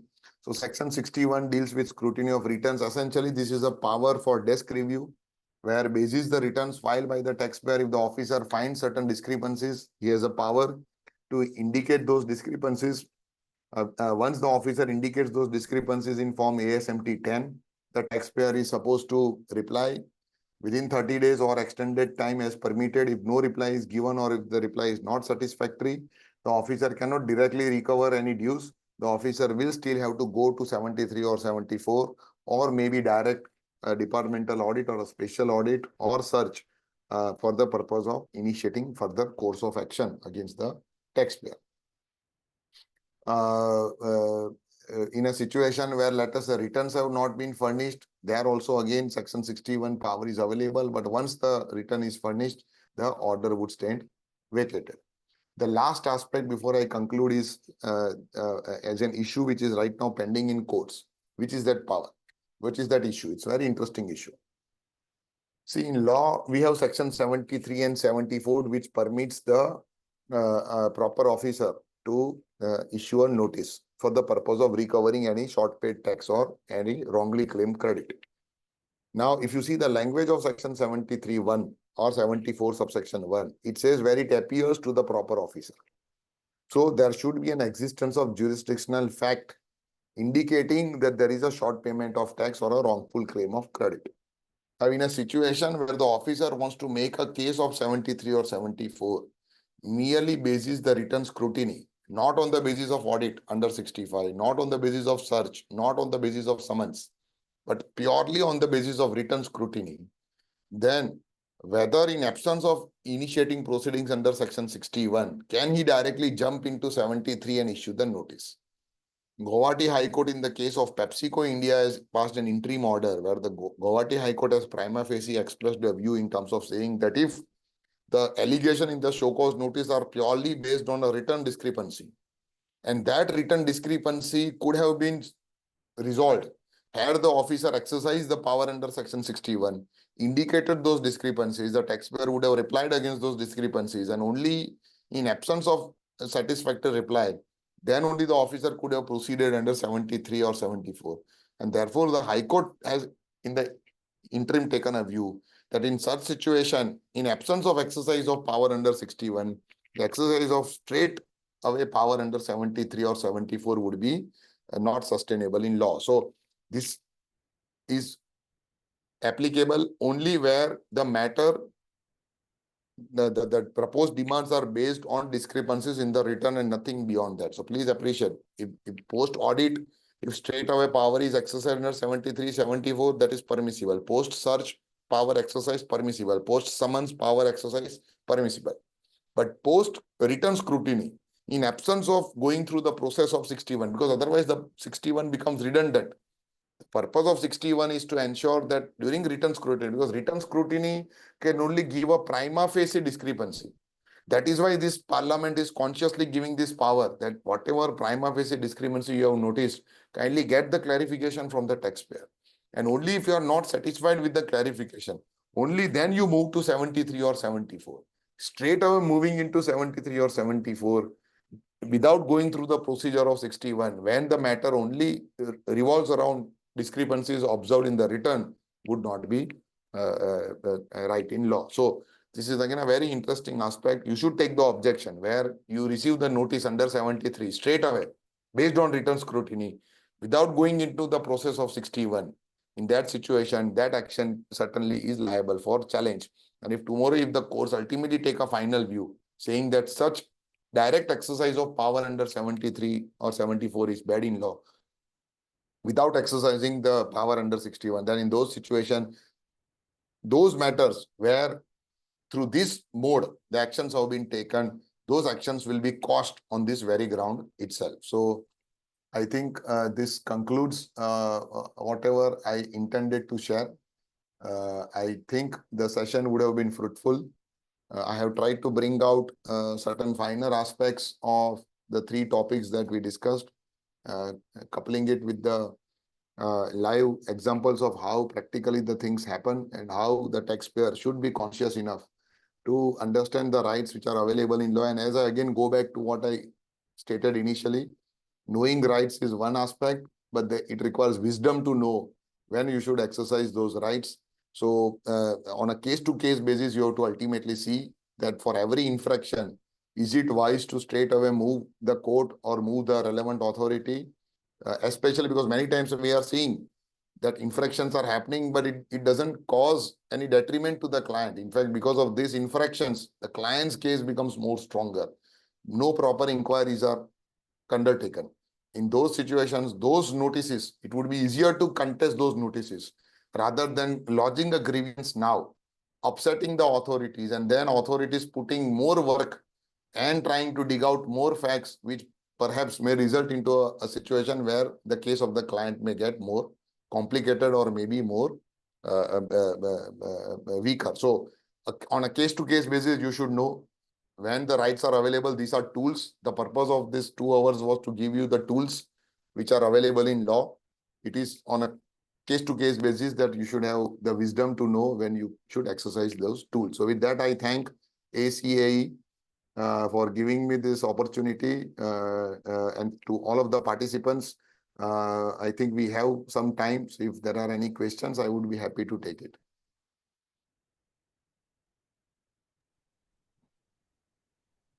So there are questions in the chat box. Would you like me to read it out to you? No, I will read it out. That would be speedier. Okay. Let me see. Whether 7512 is constitutionally valid. Of course, 7512 ultimately permits only recovery of self-assessed dues. So when the taxpayer itself have admitted the dues, revenue is right in making a recovery if those have not been paid. So there is no question of any invalidation on constitutional grounds as far as this provision is concerned. But as I also indicated, that only self-assessed dues are covered under 7512. Beyond self-assessed dues, even if by a letter you are admitting your liability, that is not self-assessed. And therefore, to recover or appropriate amount you have paid, still proceedings under 73 or 74 are must. How to prove that all the documents required for audit are submitted? As I indicated, you have to stick by ADT1 notice. If ADT1 notice says you give 15 documents, out of 15, 10 are applicable to your case, 5 are not applicable. You in your reply say that these are the 10 I am giving, this 5 I am not required to give because either they are not relevant or the rules do not mandate me to keep those documents. Please go through Rule 56. It has the set of documents which the taxpayer is expected to keep. Beyond that, they cannot go. So if their requirement is going beyond 56, indicate that. So once that happens, in my understanding, you have given all what was required. And from that day, the period of 3 months for concluding the audit should start. Whether audit and assessment can simultaneously be initiated. See, as I explained, the concept of assessment in GST is a very narrow concept. It applies only in rare situations where either persons are not registered or persons are registered but not filing the returns. So question of audit and assessment simultaneously happening practically would never arise. Audit would be only of registered persons. So therefore, simultaneous exercise would not happen. How can we find out whether commissioner has given authority? So that is the precise point what I indicated, that whether commissioner is authorizing the subordinate to carry out the audit is not coming out from ADT1. Now, if they have some internal order, they should bring it up. So when this action is challenged on that ground before the court under section 65 subsection 1, saying that you don't have the authority flowing from commissioner, so they will have to produce before the court that general or a special order. If they are not able to produce that order, then that action would not sustain. So in ADT1, in absence of any mention of order, we have to presume that there is no such order which is there with them, permitting them to carry out the audits. But as I said, this is a tool, whether you want to exercise this right, because they will come out with a backdated letter, internal letter. We have seen one practical case where in the court, they will come out with some letter, internal letter, which commissioner will say that, yes, I'm authorizing so-and-so to carry out the audit of so-and-so assessee. So now, once that is produced before the court, then generally court will not go into more further inquiry. Because as I said, this is just a inquiry proceeding. This is not a proceeding which is so fatal to the taxpayer that there are drastic consequences which are going to immediately follow on the taxpayer if there is some vitiation that happens during this proceeding. Can the authority issue audit observation under 73? No, audit observations can never be issued under 73 or 74. It has to be under 65. 73, 74 is to ultimately initiate action for demanding whatever is allegedly not paid. So question of audit authority, issuing observations in guise of 73 would not sustain. Is there procedure like ASMT 10, 11, DRs before? No, ADT1 itself is the start of the audit proceeding. So before ADT1, there is no form which is required. Can we ask for informative person and if yes, legally bound to give it? No, so see, at the inquiry stage, when you are summoned, they will, if they bring some evidence against you, and if you are at that point of time not in a position to respond, you always have a right to ask next date. The law does not say that you have to compulsorily respond. As I indicated in one of the slides, you have a right to remain silent during summons. Supreme Court has recognized that right. So it is not that when you are called and you are confronted with some evidence, immediately you have to give your say on that evidence. You can always say that you will have to check your records because those evidences are of third-party evidences. You don't have access to those evidences. For the first time, those evidences are confronted to you. So you always can come back saying that you need 2 days time, 3 days time to see those evidence, see your data, and then come back with a response as regards the whatever question that the authority might have on the piece of that evidence. Whether audit officer can demand access to tally backup maintained by tax? No. As I said, tally backup cannot be demanded by the audit authority. Only what is required to be maintained, the records and registered under Rule 56. Only those records are can be demanded by the audit authority. Entire tally backup has nothing to do with their audit. Ultimately, it is GST records which should be relevant for the purpose of their audit. Can other authority can issue notice on particular image audit? So I indicated, exercise of audit doesn't debar the other authority from assuming jurisdiction over a particular subject matter for which they have a particular information.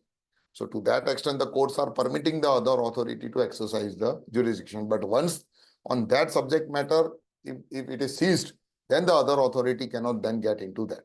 So if the audit is initiated first for that year, then the other authority cannot jump in because audit is an exercise where the audit authority is presumed to look into all the facts. So then the other authority cannot do a general inquiry. So to that extent, protection is available. In fact, your jurisdictional Calcutta High Court, in the case of RP Exim, has taken this view. But if there is any specific information available, which is not with the audit party, then the Calcutta High Court takes a view, then on that information, the other party can proceed. So to that extent, that is how the law will have to be looked at. After completion of audit, who is the proper officer to issue 1A? So as I said, the jurisdiction of audit commissionerate is limited to issuance of audit findings. Beyond that, their jurisdiction is not there. So ultimately, a show cause notice will have to come from the regular jurisdiction. Unless you look at your circular. So in circular, audit commissionerate in certain situations have been permitted to issue the show cause notice. In those situations, the show cause notice can come from them. Otherwise, show cause notice cannot come from them. 2A, 2B ITC can be covered under, yes, 2A, 2B mismatch is precisely the case of Section 61. It is not a case of direct invocation of 73. Kindly share this PPT. So I will share the PPT with Tarunji after the session. This is a case, present case, where it appears. I think someone has referred some case from Andhra Pradesh. I don't know in what context the case has been referred, 61 or 65. Therefore, we are going to take the contract. So if the person can unmute, Mr. Nilesh, probably I can address it because some extract of some judgment is there, but I don't know in what context the issue is. So if Mr. Nilesh is online, if he can unmute, I can address the issue in the matter of secondment of employee judgment of the Supreme Court. So, sir, can I speak? Yeah, please.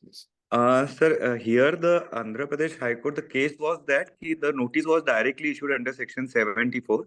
Right. And ICSC has challenged you cannot issue the directly notice under Section 74. You should go under Section 61, 65. And then only you can come for a notice. But the High Court said proper where it appears to the officer. Right. So it appears to officer not necessarily mean go to through only Section 61, 65. He can directly issue the notice under Section 73. Right, so absolutely. That was my question.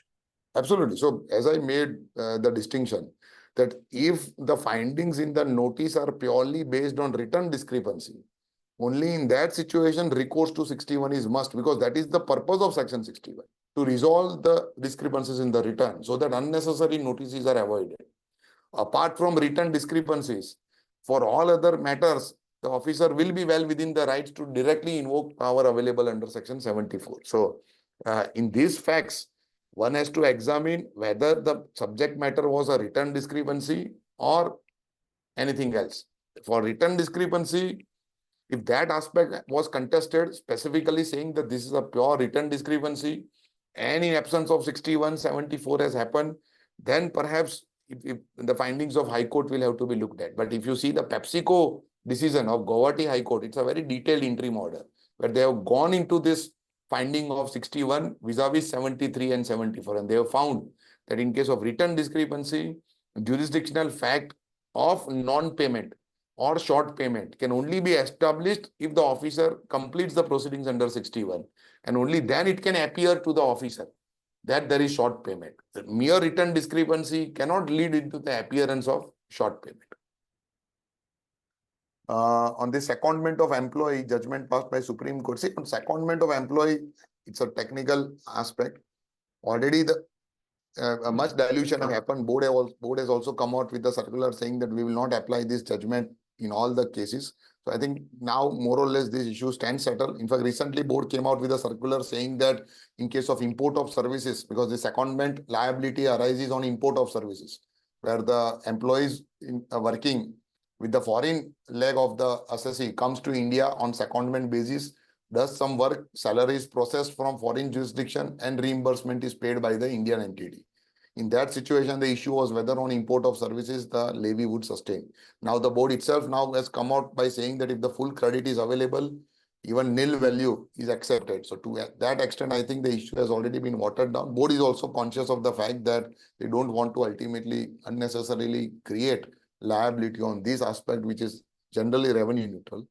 So I think this issue stands addressed.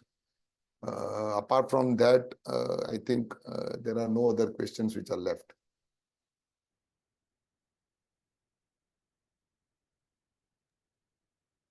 So, Abhay, down here, Yeah, please. what we are also seeing nowadays is that audit, post-audit, the show cause notices are being issued under 74, even if they have points related to the scrutiny, mismatch of returns and all. Right. So what is the best way to challenge such show cause notices when we have to say that these should be issued under 73 and not under 74? Should we go, say, to the High Court, or try to complete the adjudication and then go for appeal? See, to my mind, straight away, High Court would not entertain, because this is a mixed question of fact and law. It is not just a pure question of jurisdiction in that sense. So, but if you have a strong audit report where the audit findings categorically say it is not a case of separation, they don't allege separation. You have made the payment under 73.5. It has been accepted. And now they turn back and say that we want to make a case of 74. There we already have a Kerala High Court decision where straight challenge was made before the High Court saying that this is in excess of jurisdiction. So in those situations, courts would definitely, we can expect an interference. But in a case where, let us say, you have not admitted, you want to contest. Right. But you want to contest under 73 and their revenues case is 74. So it's a mixed question of then law and fact. So in that situation, direct challenge perhaps would not be entertained. This would be my personal view. Of course, 226 is a very wider jurisdiction. So it all depends on bench, how and in what circumstances and in what mood they are in on that particular day as to whether they want to entertain or not entertain. But ideally, it is always better not to unnecessarily trigger, because if there are some findings which are adverse, if the bench choose not to entertain and pass some remarks on those findings, then that will make your case more tougher, because ultimately you will have to still go back to the regular route. And in that situation, it should not happen that the case becomes more weaker. Because the only benefit one will get by getting 73 notice is that one can, if he wants to pay, he can take the benefit of the amnesty. So, right. That is a very good question. That, in fact, is something which will bother the courts now because of this amnesty which they have brought for 73 and excluded 74. And large number of cases of 74, to my mind, are actually of 73 only. exactly. You may want to go into amnesty and take the benefit. And those orders are now in appeal, and the appeal authorities would sit on that till March, till the due date of sunset date of amnesty. In those situations, those taxpayers would be unjustly prevented from availing the benefit of that scheme. So I think challenges would be there. In fact, as I see, even our office is gearing up for this challenge. So perhaps maybe the GST Council will also have to, at end of day, address this issue of bringing this piecemeal amnesty, when they should have checked the ground reality that most of the cases which they feel are of 73 are all passed by their officers under 74, and therefore defeats the very purpose of amnesty. So we should see some developments on that. Still we have time, and perhaps that is the reason why in the finance bill you will find under 128 capital A, they have not put any sunset date. In the GST Council meeting, they had indicated a sunset date of March 25. But in the law, they have not put the sunset date. So perhaps they are also going to buy more time to wait for those outcomes where the cases of 74 get converted into 73. And those taxpayers can also, because anyway, interest would be saved.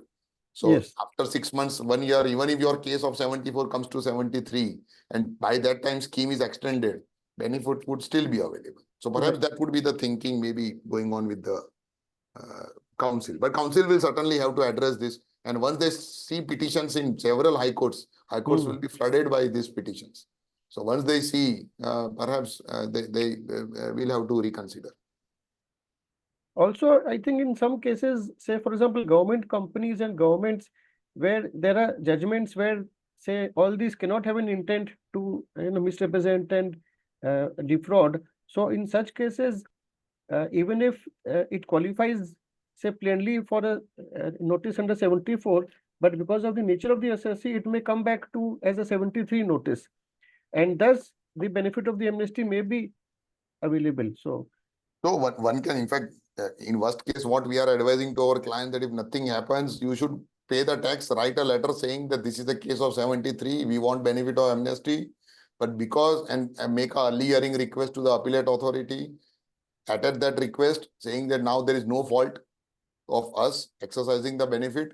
So we will consider this as an application under 128 capital A, and as and when you hear our appeal and make a case of 73, don't demand interest and penalty from us. So with that kind of letter, we will consider it as an application and we will get it filed with physically with the jurisdictional authority. That is the only way, in fact, then would be available if the GST Council doesn't really act on this. Okay. Thank you so much. Okay. Yeah. Thank you so much.